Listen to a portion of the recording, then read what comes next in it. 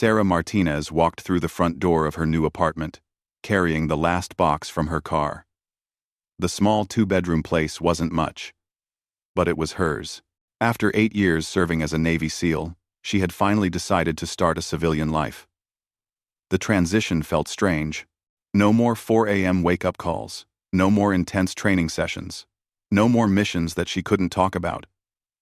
Just a regular job at a local gym and a quiet neighborhood to call home.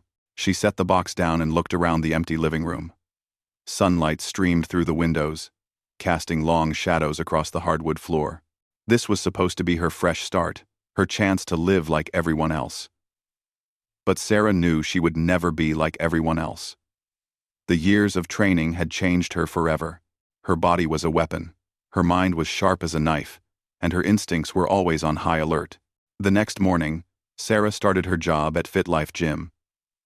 The owner, Mike, was a friendly man in his 50s who had hired her based on her military background. He knew she could handle difficult customers and help people reach their fitness goals.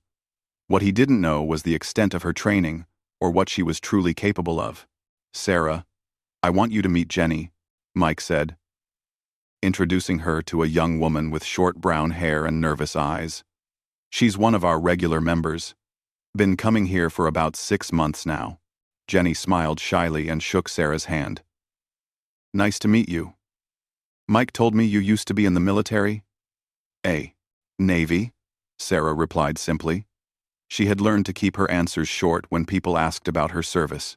Most civilians couldn't understand what being a SEAL really meant, and she preferred it that way. As the days passed, Sarah settled into her routine. She woke up at 5 a.m. out of habit, did her own workout before the gym opened, then spent her day helping members with their training. She noticed that many people came to the gym not just for fitness, but for confidence. They wanted to feel stronger, safer, more capable. Sarah understood that feeling well. Jenny became one of Sarah's regular clients. During their sessions, Sarah learned that Jenny was a single mother working 2 jobs to support her 8-year-old daughter, Emma. Jenny's ex-husband had left them when Emma was just 3. And since then, Jenny had been struggling to make ends meet while trying to be the best mother she could. "I never thought I'd be doing this alone," Jenny told Sarah one afternoon as they finished a workout. "Sometimes I feel so weak, like I can't protect Emma the way I should." Sarah watched Jenny's face carefully. She recognized the look of someone who felt powerless, someone who was afraid. "Strength isn't just about muscles," Sarah said quietly. "It's about not giving up, even when everything seems impossible." "You're stronger than you think," Jenny smiled, but Sarah could see the worry in her eyes. There was something Jenny wasn't telling her, something that made her look over her shoulder when she left the gym each evening. One day, while Jenny was doing her cardio workout, Sarah noticed a man watching her through the gym's large windows. He was tall and muscular, with dark hair and cold eyes. He stood across the street, partially hidden behind a parked car, but his attention was clearly focused on Jenny. Sarah's military training kicked in immediately. She memorized every detail about the man: his height, build, clothing, the way he moved. Something about him felt wrong. When Jenny finished her workout, Sarah walked with her to the parking lot. "Jenny, do you know anyone who might be following you?" she asked carefully.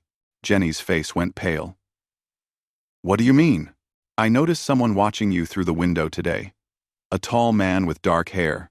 Jenny's hand started shaking. That's Mark, my ex-husband. I have a restraining order against him, but he keeps showing up places. He says he wants to see Emma, but he gets so angry. Last time he came to my apartment, She stopped talking and looked away. Sarah felt a familiar anger building inside her. She had seen too many strong people broken by bullies and abusers. "What happened when he came to your apartment?" "He pushed me. Hard. I fell and hit my head on the coffee table.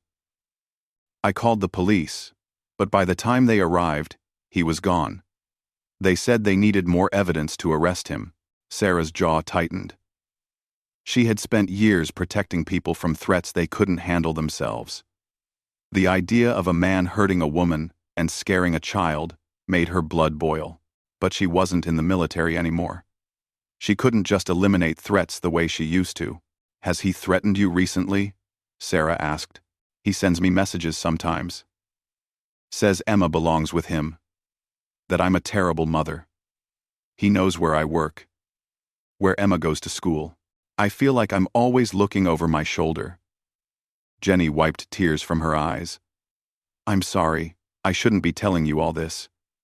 You probably think I'm pathetic. I think you're a mother trying to protect her child," Sarah said firmly. Over the next few weeks, Sarah kept a close eye on Jenny and the surrounding area. She varied her routes to and from work, always checking for signs that someone might be watching the gym. Her SEAL training had taught her to notice patterns, to spot danger before it became a real threat. Jenny seemed to relax a little, knowing that Sarah was aware of the situation. They continued their workouts, and Sarah began teaching Jenny some basic self-defense moves. Nothing too advanced, just simple techniques that could help her escape if someone grabbed her. "The most important thing is to never stop fighting," Sarah explained as she showed Jenny how to break free from a wrist grab. "Even if someone is bigger and stronger, you have advantages. You're fast, you're smart, and you have more to fight for than they do." Jenny practiced the moves seriously, but Sarah could tell she was still terrified of actually having to use them. Most civilians were. They lived in a world where violence was something that happened to other people, in other places. Sarah knew better. She had learned that violence could come from anywhere, at any time, and the only real protection was being prepared for it. One evening, as Sarah was closing up the gym, she saw the man again. Mark was standing across the street. But this time, he wasn't hiding. He was staring directly at the gym's entrance. And when he saw Sarah looking at him, he smiled. It wasn't a friendly smile. It was the smile of someone who wanted her to know he wasn't afraid of her. Sarah felt every muscle in her body tense. She had faced enemy fighters in some of the most dangerous places on Earth, but there was something especially infuriating about a man who would hurt a woman and child. Mark had no idea who he was dealing with, but Sarah decided it might be time to educate him. She locked up the gym and walked calmly toward her car. As she expected, Mark started walking in her direction. He was trying to look casual, but Sarah could read his body language like a book. He was angry, aggressive, and probably used to intimidating people who couldn't fight back. When Mark was about 20 feet away, Sarah stopped and turned to face him. "Can I help you with something?" Mark's smile got wider. "You're the one who's been filling Jenny's head with ideas, aren't you? Teaching her to fight back?" He laughed. "That's cute. But you should mind your own business. We're ground. Will. Jenny's safety is my business," Sarah said calmly. "And if you're smart, you'll stay away from her and her daughter." Mark took a step closer. "Is that a threat?" "You know, I don't like being threatened. Especially by some wannabe tough girl who thinks she knows how to fight." Sarah didn't move. She stood perfectly still, her hands relaxed at her sides, her breathing steady. To most people, she would have looked calm, maybe even a little scared. But Mark should have noticed her eyes. He should have seen that there was no fear in them at all. "I'm not threatening you," Sarah said quietly. "I'm explaining reality to you. You have a choice to make. You can walk away right now and never bother Jenny or Emma again. Or you can find out what happens when you mess with someone who actually knows how to fight back." Mark laughed again, but this time, it sounded forced. "You think you scare me? I've dealt with tough girls before. They all break eventually." Sarah felt something cold settle in her chest. This man had hurt other women. He was proud of it. He thought he could hurt Jenny and Emma whenever he wanted, and now he thought he could intimidate Sarah too. He was about to learn how wrong he was. "Let me ask you something, Mark," Sarah said, her voice still calm and quiet. "Have you ever met a Navy SEAL before?" For the first time, Mark's confident expression flickered. "What?" "Navy SEAL. Special Operations. 8 years of active duty, 3 combat deployments. I've been trained to neutralize threats that are much more dangerous than you. Sarah took a single step forward. So when I tell you to stay away from Jenny and Emma, I'm not making a suggestion. I'm giving you a direct order. Mark's face went red. I don't care what you think you are. Jenny is the mother of my child, and I have rights. You can't stop me from seeing my daughter. Actually, the restraining order stops you from seeing your daughter. I'm just here to make sure you follow the law. Sarah's voice got even quieter. Unless you'd prefer to do this the hard way. Mark looked around the empty parking lot, then back at Sarah. She could see him calculating, trying to decide if he could take her. He was bigger than she was, probably 40 or 50 pounds heavier. In his mind, that meant he was stronger. He had probably never lost a fight to a woman in his life. You know what? Mark said, puffing out his chest. I think you need to learn some manners. He swung his right hand toward Sarah's face, putting all his weight behind the punch. It was exactly the kind of sloppy, angry attack that Sarah had been expecting. She moved like water, flowing around his fist and stepping inside his reach before he could react. Sarah's response was swift and precise. She grabbed Mark's wrist with her left hand and drove her right elbow into his solar plexus, knocking all the air out of his lungs. As he doubled over, gasping for breath, she swept his legs and sent him crashing to the pavement. The entire exchange took less than 3 seconds. Mark was flat on his back, struggling to breathe, while Sarah stood over him looking perfectly calm. She hadn't even broken a sweat. Here's what's going to happen, Sarah said, her voice still quiet and controlled. You're going to get up, get in your car, and drive away. You're never going to contact Jenny again. You're never going to go near Emma's school. You're never going to show up at Jenny's work or her apartment. And if you ever think about hurting either of them, you're going to remember this moment and realize that you really don't want to find out what else I can do. Mark rolled onto his side, still wheezing. You can't. This is assault. No. This is self-defense. You threw the first punch. Remember? But if you want to call the police, go ahead. I'm sure they'd love to hear about how you've been violating your restraining order. Sarah crouched down next to him. Of course, if you do call the police, I'll have to explain to them exactly who I am and what my military record looks like. I don't think that's going to work out well for you. Mark struggled to his feet, his face a mixture of pain and humiliation. He looked like he wanted to say something, but the words wouldn't come. He had probably never been beaten so quickly and completely in his entire life. Smart choice, Sarah said as Mark stumbled toward his car. Remember what I told you. This is your only warning. Mark got in his car and drove away without looking back. Sarah watched until his taillights disappeared around the corner, then got in her own car and sat quietly for a moment.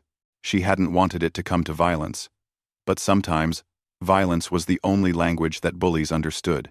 The next day, Sarah arrived at work to find Jenny waiting for her with tears in her eyes.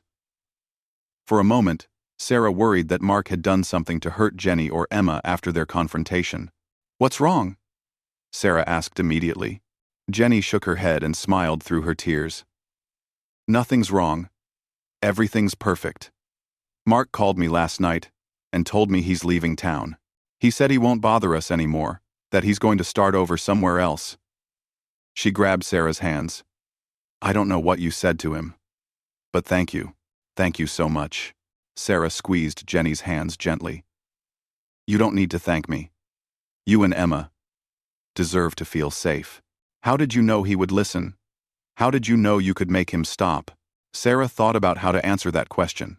She could have told Jenny about the confrontation in the parking lot, about Mark's failed attempt to intimidate her, about the look of fear in his eyes when he realized he had picked a fight he couldn't win.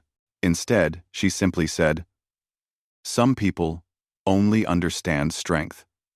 Once they realize they're not the strongest person in the room, they usually find somewhere else to be. Jenny hugged her tightly. I feel like I can breathe again for the first time in months. Emma asked me this morning why I seemed so happy, and I told her that sometimes good people help other good people. And that makes everything better. Sarah felt something warm spread through her chest. This was why she had served her country. Why she had endured years of brutal training and dangerous missions. It wasn't just about defeating enemies on distant battlefields. It was about protecting people who couldn't protect themselves.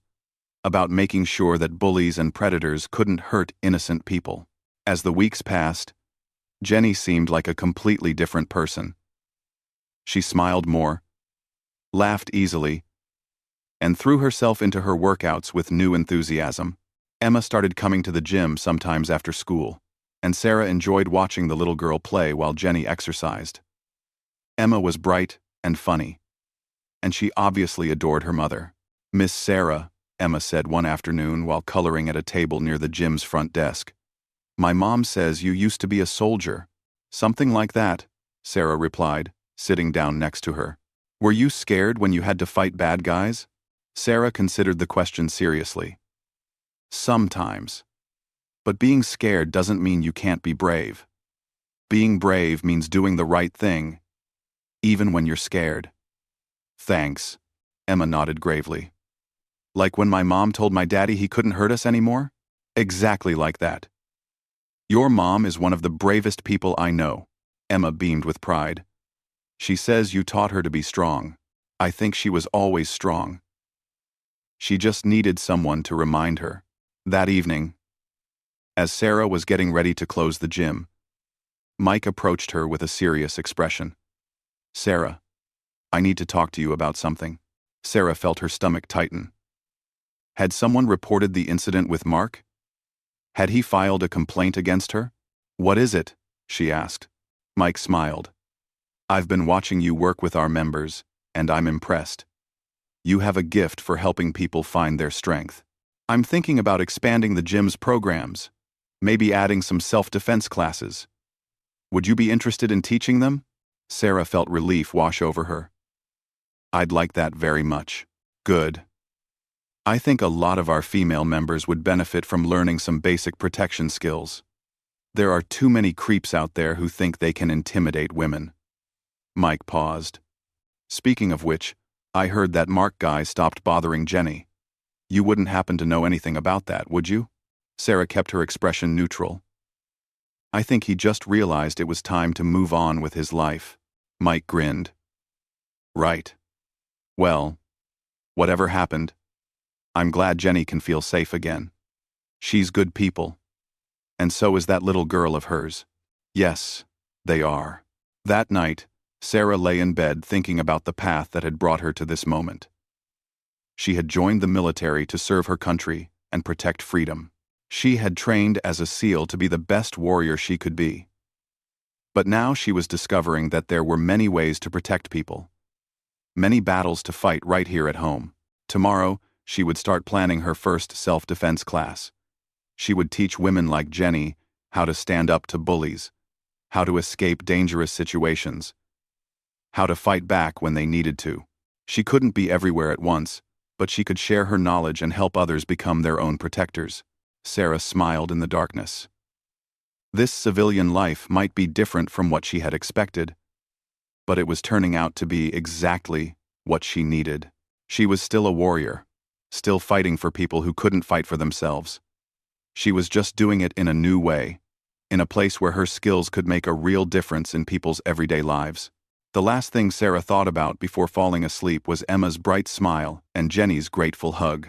Some battles were fought with weapons and tactics, but others were won with compassion and the willingness to stand up for what was right. Sarah was ready for whatever came next. 3 months had passed since Mark disappeared from Jenny's life, and Sarah's self-defense classes had become incredibly popular at FitLife Gym. Every Tuesday and Thursday evening, the main workout area filled with women of all ages eager to learn how to protect themselves. Sarah taught them basic strikes, escape techniques, and most importantly, how to project confidence in dangerous situations. "Remember," Sarah told her class one Thursday evening, "most attackers are looking for easy targets. If you walk with your head up, make eye contact, and look like you know where you're going, you're already less likely to be chosen as a victim." Among her regular students were Jenny, who had become much more confident since Mark left town, and several other women with their own stories of harassment or fear. There was Maria, a college student who had been followed home from campus one night. Rebecca, a nurse who worked late shifts and worried about walking to her car in empty parking garages. And Linda, a grandmother who wanted to feel safe when taking her evening walks. Sarah felt proud watching these women grow stronger each week. They were learning not just physical techniques, but mental toughness. They were discovering that they had power they never knew existed. After class that evening, Jenny stayed behind to help Sarah clean up the equipment. This had become their routine, a chance to talk privately about how things were going. "I got a promotion at work," Jenny announced as she rolled up the exercise mats. "That's wonderful. What will you be doing?" "Assistant manager at the store. It means better hours, better pay, and I won't have to work weekends anymore. Emma is so excited that we can spend Saturdays together again." Jenny's face glowed with happiness. "I never thought my life could feel this normal again." Sarah smiled. "You've worked hard for this. You deserve everything good that's happening." One. "I couldn't have done any of this without you, you know. Before we met, I felt so powerless. Now, I feel like I can handle whatever comes my way." Jenny paused. "Can I ask you something personal?" "Of course. Do you ever miss it? The military life?" Sarah considered the question while she locked away the training equipment. "Sometimes, I miss the clarity of it. In the military, you always know who the enemy is and what your mission is. In civilian life, things are more complicated, but you're still helping people fight their battles. Different battles, but yes. I'm learning that protection doesn't always mean carrying weapons or going to war. Sometimes it means teaching someone to stand up straight, or knowing when to call the police, or just being someone who believes in them when they don't believe in themselves." Jenny nodded thoughtfully. "Emma asks about you all the time. She wants to be strong like Miss Sarah when she grows up. Tell her she's already strong. She gets that from her mother." As they finished cleaning up, Sarah noticed a car parked across the street with its engine running. The vehicle was positioned so that the driver could watch the gym's entrance, but the tinted windows made it impossible to see who was inside. Sarah's instincts immediately went on alert. "Jenny, is that car familiar to you?" Sarah asked casually. Not wanting to alarm her student, Jenny looked through the window and froze. That's Mark's car. But it can't be. He left town months ago." Sarah felt her muscles tense. "Are you sure it's his car?" "I'm positive. He was so proud of that stupid black sedan. He spent more money on it than on Emma's clothes." Jenny's voice started to shake. "Why is he back? He said he was leaving for good. Maybe he is leaving for good, and he just wanted to see you one more time before he goes," Sarah said, though she didn't believe it herself. Men like Mark didn't drive hundreds of miles just to look at their ex-wives through car windows. He was planning something. "What should I do?" Jenny asked. "You're going to walk to your car normally, drive home, and lock all your doors. If you see him following you, drive straight to the police station instead of going home. Don't stop anywhere else. Don't try to confront him. Just get somewhere safe with other people around." Jenny nodded. But Sarah could see the fear returning to her eyes. All the confidence she had built over the past few months was cracking under the pressure of Mark's presence. "Hey," Sarah said firmly, placing a hand on Jenny's shoulder. "You're stronger now, smarter, more prepared. If Mark thinks he can intimidate you the way he used to, he's going to get a very unpleasant surprise." Jenny took a deep breath and straightened her shoulders. "You're right. I'm not afraid of him anymore." "Good. Now go home to Emma. Call me when you get there so I know you're safe." Sarah watched Jenny walk to her car with her head held high. The black sedan followed her as she pulled out of the parking lot, but kept its distance. Sarah memorized the license plate number and waited until both vehicles were out of sight before getting in her own car.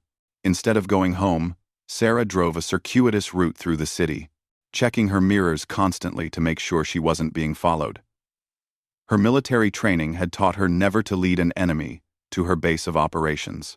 If Mark was watching the gym, he might try to follow her home to learn more about her daily routine. When Sarah was satisfied that she was alone, she parked at a 24-hour diner and called Jenny from her cell phone. "I'm home," Jenny answered immediately. "Emma's already asleep. I checked all the locks twice and turned on the porch light." "Good. Did you see the car behind you on the way home?" "Yes, but he didn't follow me into my neighborhood. He turned off about 2 blocks before my street." "That's smart of him. He's trying not to make it obvious that he's watching you."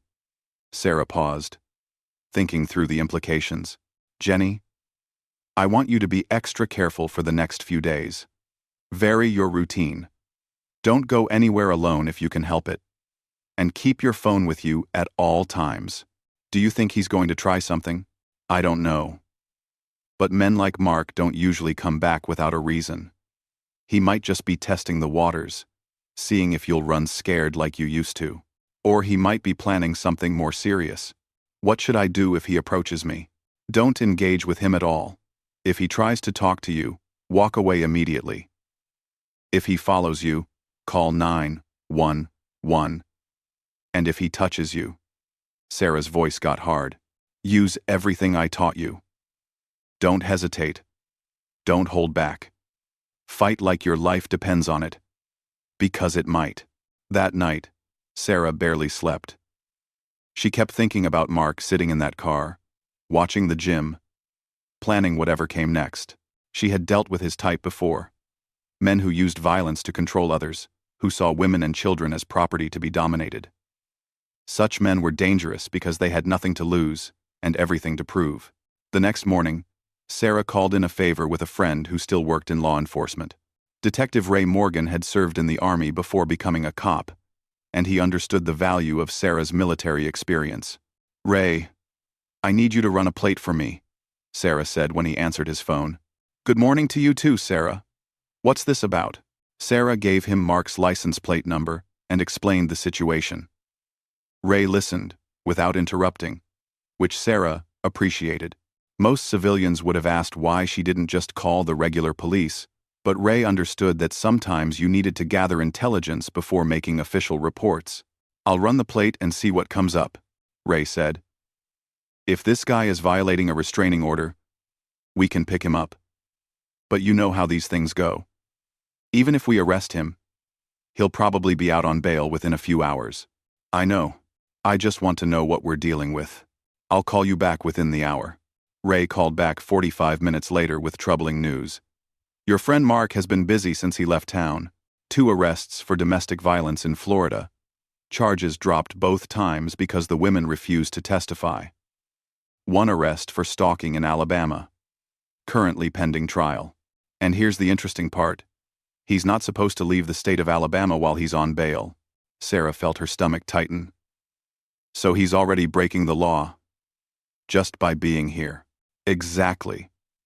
Plus the restraining order violation. If we can find him, we can arrest him immediately." Ray paused. "Sarah, this guy sounds like he's escalating. The pattern suggests he's getting more violent, more desperate. You need to be very careful. I'm not worried about me. I'm worried about Jenny and her daughter. I'll put extra patrols in Jenny's neighborhood and near the gym. But you know, we can't provide 24-hour protection. If this guy really wants to hurt her, he'll find an opportunity." After hanging up with Ray, Sarah drove to Jenny's workplace. She wanted to see the situation for herself and make sure Jenny was taking proper precautions. The store where Jenny worked was in a busy shopping center with good visibility and lots of foot traffic. That was encouraging. Sarah found Jenny at the customer service desk, helping a woman return a defective toaster. Jenny looked tired but alert, constantly glancing toward the store's entrance. When she finished with the customer, Sarah approached the desk. "How are you holding up?" Sarah asked. "I keep expecting to see him walk through that door," Jenny admitted. "Every time someone comes in, my heart starts racing. This is exactly what he wanted, isn't it? To make me afraid again. Maybe, or maybe he's planning something specific and he's just waiting for the right moment." Sarah leaned on the counter. "Jenny, I need to ask you some questions about Mark. Has he ever mentioned having friends in this area? Places he liked to stay when he visited? Jenny thought for a moment. He has a cousin who lives about an hour north of here. Danny something. They used to get drunk together and complain about their ex-wives. What about weapons? Did Mark ever own guns or knives? He had a hunting rifle and a pistol. He used to threaten me with them sometimes when he was really angry. Jenny's voice dropped to a whisper. He said if I ever tried to leave him, he'd kill me, and then kill himself so we could be together forever. Sarah felt a chill run down her spine. This was worse than she had thought. Mark wasn't just an angry ex-husband. He was potentially suicidal and homicidal, a combination that made him extremely dangerous. Jenny, I want you to leave work early today. Take Emma and go stay with a friend or relative for a few days. Somewhere Mark wouldn't think to look for you. I can't just abandon my job. I just got promoted, remember? Your life is more important than your job. If Mark is as dangerous as I think he is, you need to get Emma somewhere safe until the police can find him. Jenny's face crumpled. This isn't fair. I've worked so hard to build a normal life for us. Why can't he just leave us alone? Sarah reached across the counter and took Jenny's hand. Because men like Mark don't know how to let go. They think they own the people they hurt. And when those people try to escape, it drives them crazy. She squeezed Jenny's hand gently. But here's what Mark doesn't understand. You're not the same scared woman he used to control. You've learned to fight. You have people who care about you, and you have someone watching your back who knows exactly how to deal with predators like him. Jenny wiped her eyes. What are you going to do? I'm going to make sure he doesn't get the chance to hurt you or Emma. Whatever it takes. That evening, Sarah sat in her car across from the gym, waiting. She had a feeling Mark would return to watch the building, hoping to catch Jenny arriving for class or leaving late after helping Sarah clean up.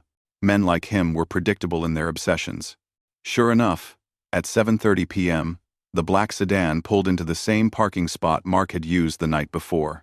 Sarah watched through binoculars as Mark got out of the car and walked closer to the gym's windows. He was trying to see if Jenny was inside.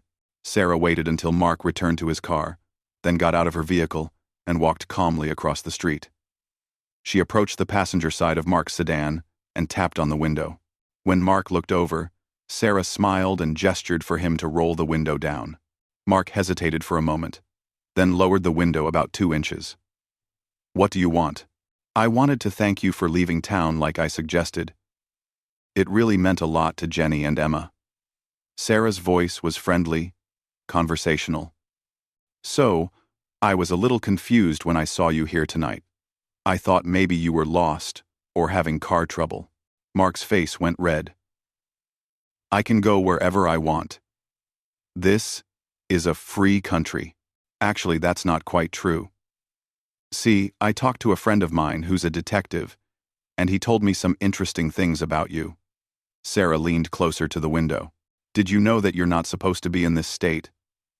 Something about bail conditions? In Alabama? Mark's confident expression started to waver. I don't know what you're talking about. Of course you do. You're Mark Thompson. Date of birth, March 15th, 1985.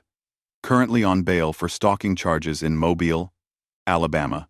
Supposed to stay within 50 miles of your residence while awaiting trial. Sarah smiled again.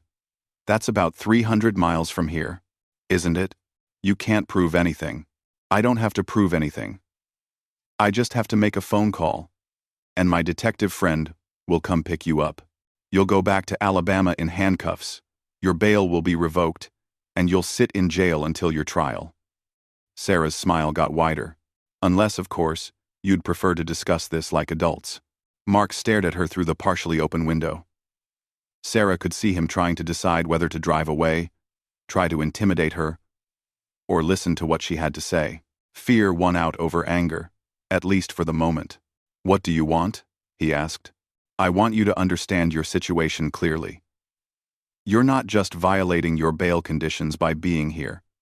You're also violating the restraining order that Jenny has against you. That's two separate crimes I could have you arrested for right now. Sarah's voice remained calm and friendly. But I'm feeling generous today, so I'm going to give you one last chance to make the right choice. Which is what? You get in this car, you drive back to Alabama, and you never come within 100 miles of Jenny or Emma again.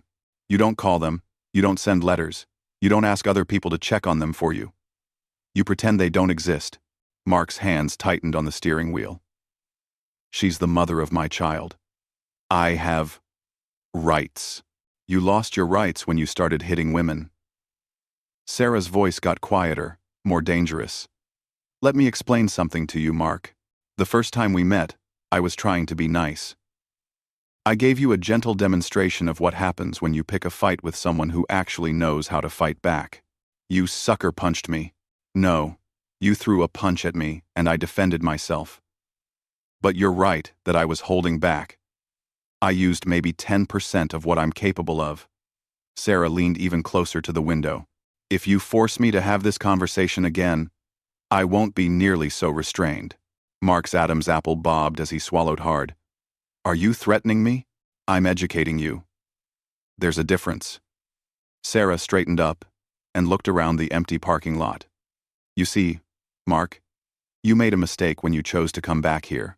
You thought you could intimidate Jenny the way you used to, make her feel helpless and afraid. But what you didn't realize is that Jenny has friends now, people who care about her safety. So what? You can't watch her 24 hours a day. You're right, I can't. But I don't need to watch her 24 hours a day. I just need to watch you. Sarah's smile disappeared entirely. And trust me, Mark, you really don't want me watching you. Something in Sarah's tone made Mark shrink back in his seat. For the first time, he seemed to understand that he wasn't dealing with an ordinary civilian. This woman was dangerous in ways he couldn't comprehend. I want to see my daughter, Mark said, but his voice lacked conviction now. No, you don't. You want to hurt Jenny because she had the nerve to leave you.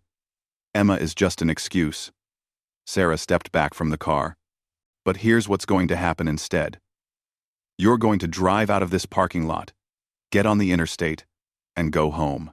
If I see you in this city again, if Jenny sees you, if Emma sees you, if anyone who knows Jenny sees you, I will call my friend, Detective Morgan, and you will be arrested immediately. And if I don't leave? Sarah's expression became absolutely cold. Then you and I will have a much longer conversation, and I guarantee you won't enjoy it as much as I will. Mark stared at her for a long moment, then rolled up his window and started the car. As he backed out of the parking space, Sarah memorized his license plate number again and took a photo of him through the windshield with her phone.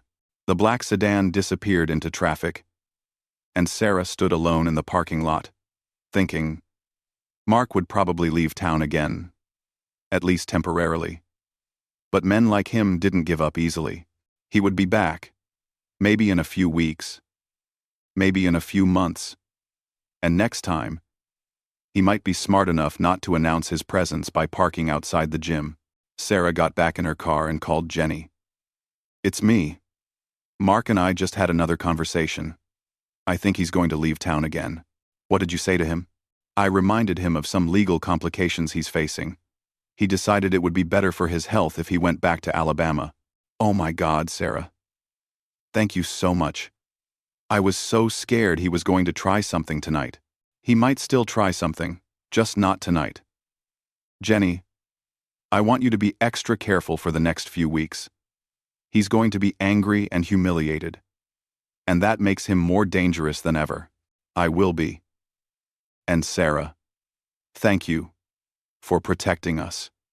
I know this isn't your problem, but you've made it your problem anyway.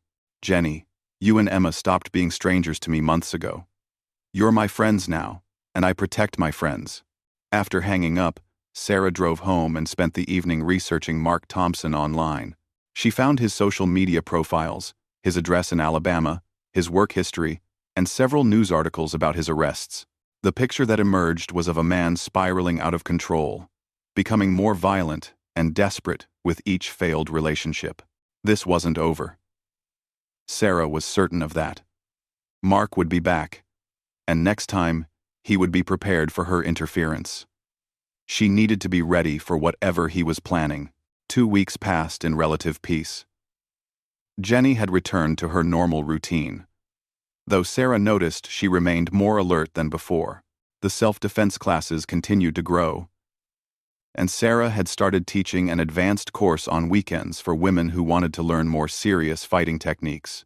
It was during one of these weekend sessions that Sarah's phone rang with a call from Detective Ray Morgan.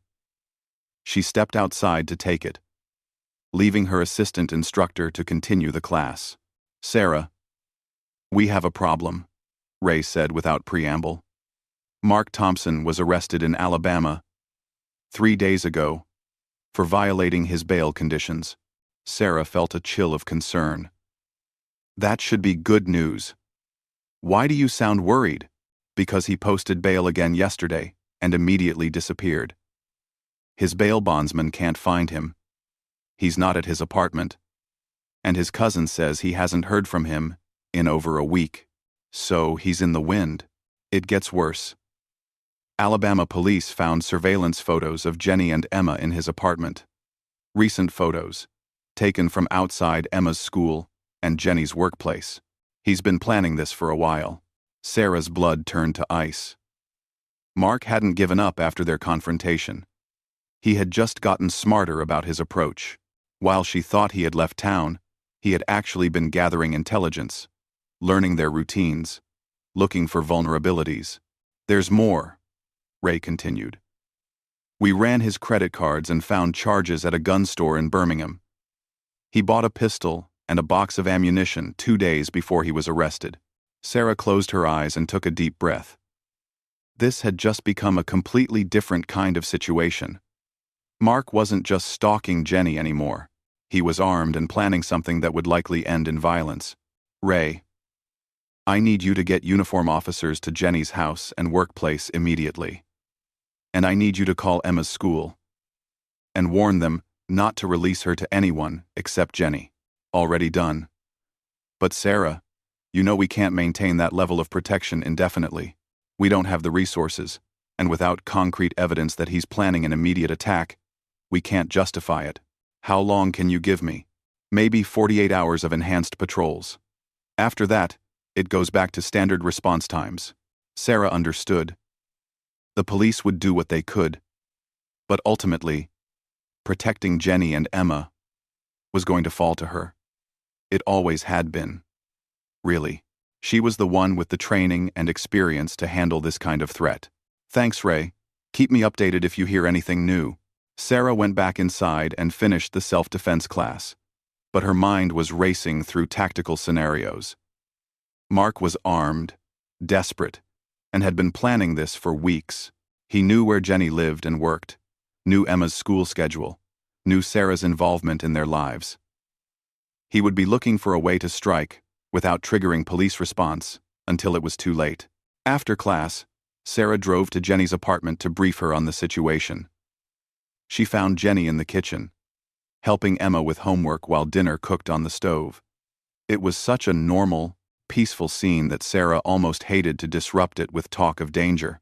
"Emma, honey, why don't you go work on your math problems in your room for a few minutes?" Jenny said after Sarah explained why she was there. "Miss Sarah and I need to talk about grown-up stuff." Emma gathered her worksheets and gave Sarah a hug before heading to her bedroom. "We'll see, sweetie." When Emma was out of earshot, Jenny's composure cracked. "He has a gun? He's really going to try to kill us?" "I don't know what he's planning exactly, but we have to assume the worst-case scenario. The police are providing extra patrols, but that's not going to stop someone who's really determined." Jenny sat down heavily at the kitchen table. "What am I supposed to do? Take Emma and run? Live in hiding forever?" "That's one option. We could get you to a safe house in another state while the police hunt for Mark, but there's no guarantee they'll find him, and he's already shown he's willing to cross state lines to get to you." "What's the other option?" Sarah sat down across from Jenny. "We make a stand. We choose the time and place for the confrontation, instead of letting Mark choose it for us. You mean, use me as bait? I mean, take control of the situation. Right now, Mark has all the advantages. He knows where you are, but you don't know where he is. He knows when you'll be vulnerable, but you don't know when he'll strike. We change that dynamic. Jenny was quiet for a long moment, staring at her hands folded on the table. If we do this, if we try to trap him, what happens to Emma? I can't put her in danger. Emma goes to stay with a friend or relative, somewhere Mark doesn't know about. This would just be between Mark, you, me, and the police. And you really think you can stop him? Sarah met Jenny's eyes steadily. Jenny, I've been in firefights in Afghanistan and Iraq. I've faced enemy combatants who were better armed and better trained than Mark will ever be. One angry ex-husband with a pistol doesn't scare me. Jenny nodded slowly. What do you need me to do? They spent the next hour planning. Emma would go stay with Jenny's sister in the next state, ostensibly for a long weekend visit. Jenny would maintain her normal routine, but with modifications designed to give them control over when and where Mark would make his move. The key was the gym. Mark had already shown that he was willing to watch the building, and it was a location where Sarah had every advantage.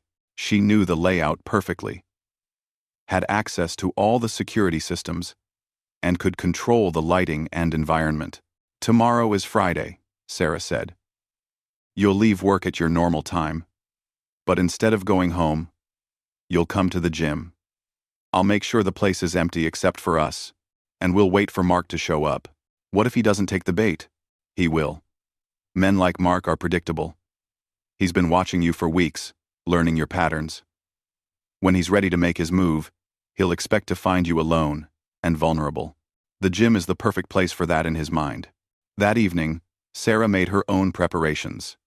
She called Ray Morgan and briefed him on the plan.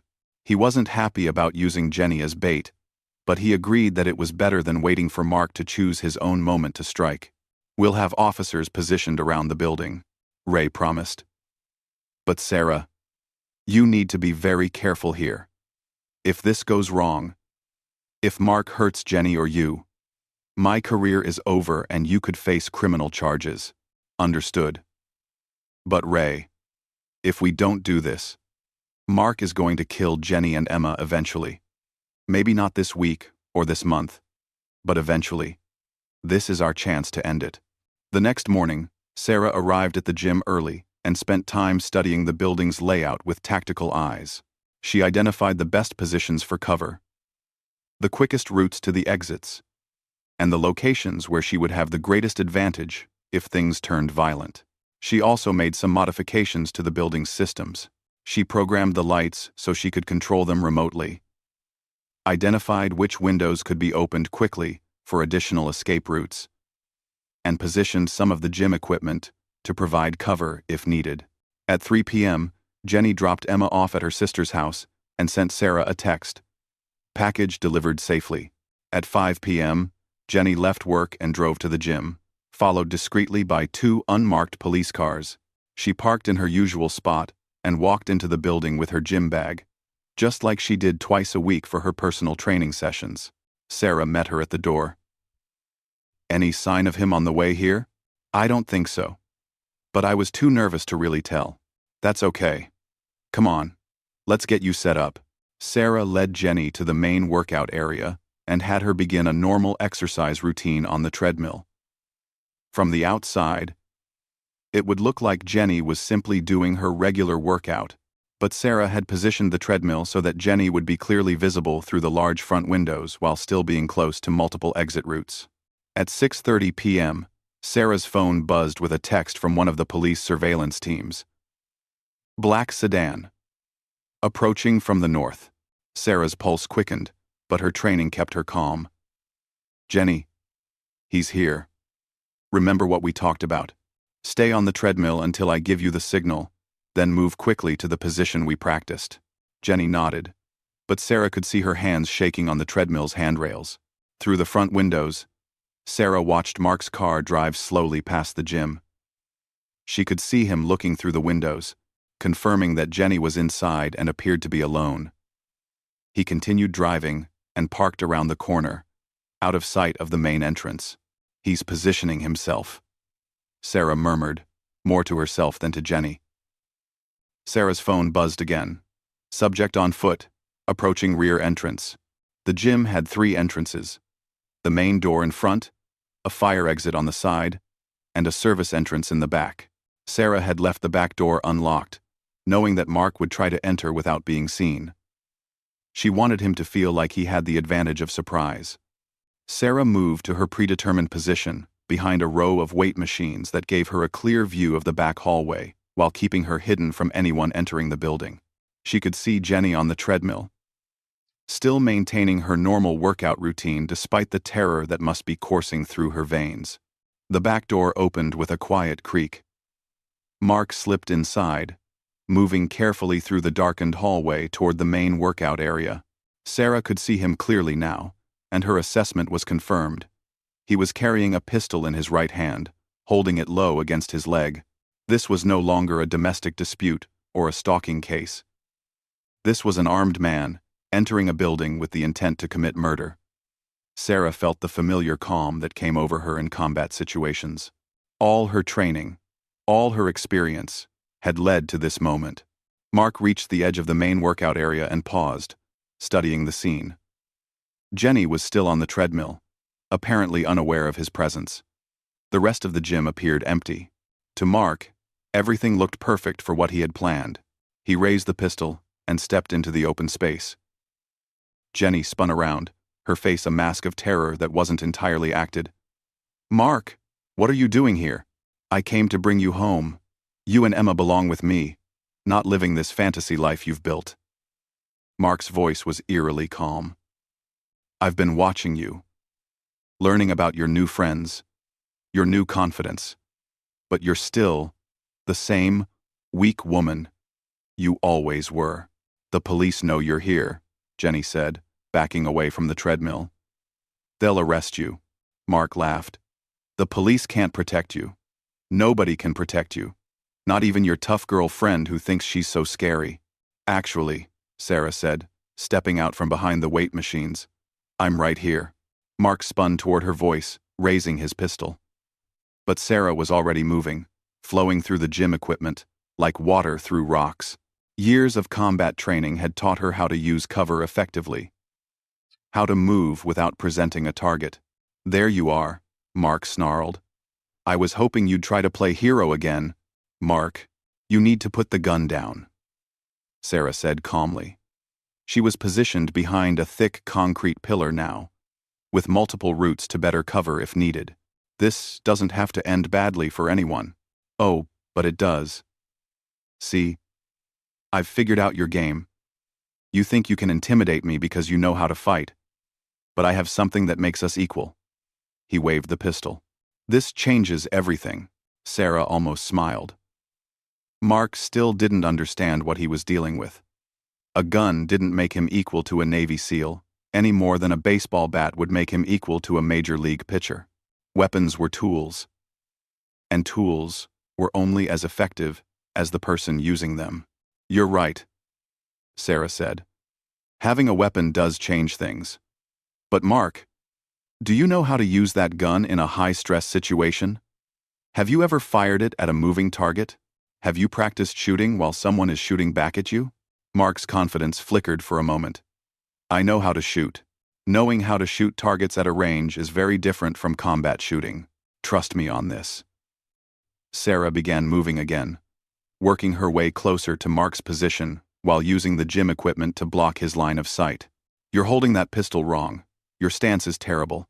And you're so focused on me that you've forgotten about Jenny." Mark's head snapped around to look for Jenny, but she had already moved to the position Sarah had taught her, behind a row of lockers near the side exit. The moment Mark looked away, Sarah closed the distance between them. Sarah had covered 10 feet of open ground in less than 2 seconds, moving in a crouch that made her a difficult target. By the time Mark turned back toward her, she was close enough to strike. Sarah's attack was swift and precise. She grabbed Mark's gun hand with her left hand, preventing him from pointing the weapon at her, while driving her right elbow into his solar plexus. As Mark doubled over, gasping for air, Sarah twisted his wrist sharply, and the pistol clattered to the floor. Mark tried to punch her with his free hand, but Sarah caught his fist and used his own momentum to throw him to the ground. In less than 5 seconds, Mark went from armed and dangerous to flat on his back, with Sarah's knee on his chest, and his own gun pointed at his head. "Now we're equal," Sarah said quietly. Mark struggled beneath her weight, but Sarah had positioned herself to control his entire body. One of the first things they taught in SEAL training was how to neutralize an armed opponent quickly and completely. "You can't kill me," Mark gasped. "There are witnesses. You'll go to prison. You're absolutely right. I can't kill you in cold blood. But if you move wrong, if you try to escape, if you do anything that makes me think you're still a threat to Jenny or Emma, then it becomes self-defense. And Mark, I've been in situations where I had to make those kinds of decisions in a fraction of a second." Mark's face went pale. For the first time, he seemed to understand that he wasn't dealing with a civilian who would be constrained by normal social rules. Sarah was a warrior, someone who had been trained to kill efficiently and without hesitation when necessary. The back door burst open, and 4 police officers rushed into the gym with their weapons drawn. "Drop the weapon! Drop it now!" "I'm dropping it," Sarah called out, carefully placing Mark's pistol on the floor and raising her hands. "The threat is neutralized." Ray Morgan appeared behind the uniformed officers. "Sarah, I'm fine. Jenny's fine. Mark is ready for his ride to jail." As the officers handcuffed Mark and read him his rights, Sarah helped Jenny to her feet. Her friend was shaking but unharmed. "Is it over?" Jenny asked. "Is he really going to prison this time?" Ray Morgan answered before Sarah could. "Armed breaking and entering, assault with a deadly weapon, violation of a restraining order, and violation of bail conditions. Plus, he's now a fugitive from Alabama. He's looking at 15 to 20 years minimum, assuming he doesn't plead out. And if he does plead out, even with a plea bargain, he'll do at least 7 years in state prison. By the time he gets out, Emma will be in high school, and you'll have moved on with your life." As the police led Mark away, he turned back toward Jenny with pure hatred in his eyes. "This isn't over. I'll find you when I get out. I'll find both of you." Sarah stepped between Mark and Jenny. "No, you won't. Because if you ever come near them again, if you ever threaten them again, if you ever even think about them again, you'll have to deal with me. And next time, there won't be any police around to protect you." Mark's hatred turned to fear as he remembered how easily Sarah had disarmed and defeated him. The police officers pushed him toward the door before he could respond. After giving their statements to the police, Sarah and Jenny sat in the empty gym, processing what had just happened. "I can't believe it's really over," Jenny said. "I've been afraid for so long. I don't remember what it feels like not to be scared." "It will take time," Sarah said. "But yes, it's over. Mark is going to prison for a long time, and even if he gets out early, he'll be a middle-aged ex-convict with a history of violence. He'll have bigger problems than harassing you." Jenny was quiet for a moment. "Sarah, what you did tonight, that wasn't self-defense class stuff. That was something else entirely. You're right. That was combat training, real military training, designed to neutralize armed enemies quickly and efficiently. Have you ever killed anyone?" Sarah considered how to answer that question. "I've been in situations where I had to defend myself and other people using lethal force, but I've never killed anyone who wasn't actively trying to kill me or innocent civilians." "Could you have killed Mark tonight if you had to?" "Yes," Sarah said without hesitation. "If Mark had posed a genuine threat to your life or Emma's life, I would have done whatever was necessary to stop him." Jenny nodded slowly. "I'm glad it didn't come to that. But I'm also glad you were willing to do it if needed." 3 weeks later, Sarah stood at the front of a packed gym, looking out at nearly 50 women who had come to her advanced self-defense class. Word had spread about what happened with Mark. And women throughout the city wanted to learn from the instructor who had taken down an armed stalker with her bare hands. "The most important thing I can teach you," Sarah told her students, "is that you are stronger than you think you are. You have more courage than you realize, and when someone tries to hurt you or the people you love, you have every right to fight back with everything you've got." Among her students, Sarah spotted several familiar faces. Jenny was there, of course, having returned to her regular training schedule. Emma was there too, sitting in the corner doing homework and occasionally watching her mother practice her kicks and punches. But Sarah also saw Maria, the college student who had been followed home. Rebecca, the nurse who worked late shifts. Linda, the grandmother who wanted to feel safe on her evening walks. And dozens of other women who had decided they were tired of being afraid. After class, Jenny approached Sarah with Emma in tow. "Sarah, Emma has something she wants to ask you." Emma looked up at Sarah with serious 8-year-old eyes. "Miss Sarah, my mom told me that bad man isn't going to bother us anymore because you stopped him." "That's right, Emma. She said you learned how to fight in the army. And that's why you were able to protect us. Navy, actually. But yes, that's basically correct." Emma nodded gravely. "When I grow up, I want to learn how to protect people too. Will you teach me?" Sarah knelt down to Emma's eye level. "Emma, I hope you never have to fight anyone the way I fought that bad man. But if you want to learn how to be strong and confident, how to stand up for yourself and other people, then yes, I'll definitely teach you. Promise?" "I promise." As Sarah watched Jenny and Emma leave the gym together, talking and laughing as they walked to their car, she felt a deep sense of satisfaction. This was why she had served her country. Why she had endured years of brutal training and dangerous missions.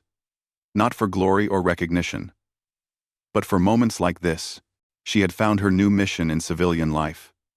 She would teach women to protect themselves, to stand up to bullies and predators, to never accept being victims.